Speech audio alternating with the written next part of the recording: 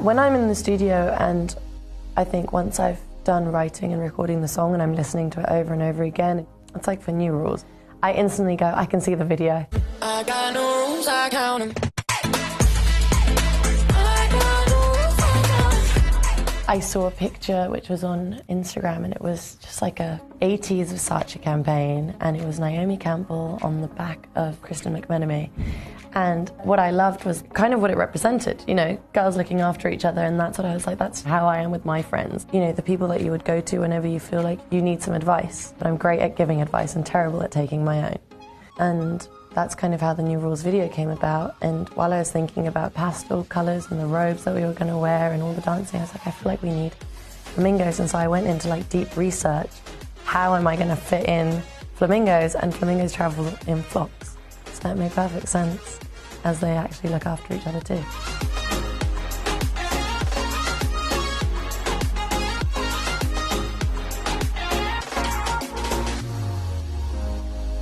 A song that I heard that changed my life was probably Get the Party Started by Pink.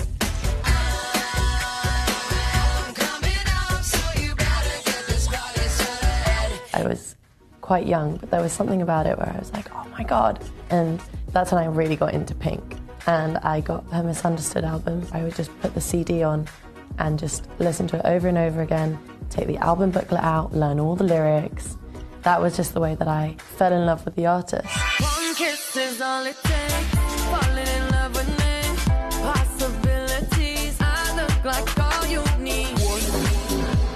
I've always loved singing and performing and writing, and I never really sat down and wrote a song until I was about 14 or 15 years old properly. My dad says that I wrote my first song when I was about 3 or 4.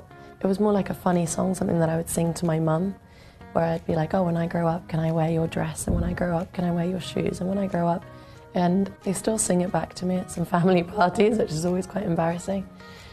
I was always, you know, keeping a diary or writing, you know, my thoughts in forms of poems or essays. And because I had so many notes and little bits written down, that's still kind of how I write to this day, where I take those notes and I go to the studio and I read back the notes, and if I still feel like they're relevant to me today, then I will write a song about it.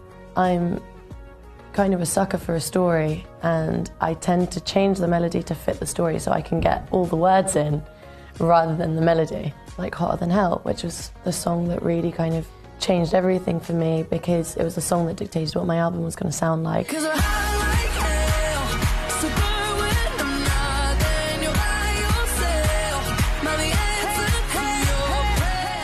I tend to write all my songs in about a day. You know, some songs take me about 2 hours, 3 hours, some take a whole day, and No Goodbyes was one of those songs that took me quite a while, because I was very much in the moment, and it wasn't something that I was like digging out my memory box, but it was very much my present relationship status at the time.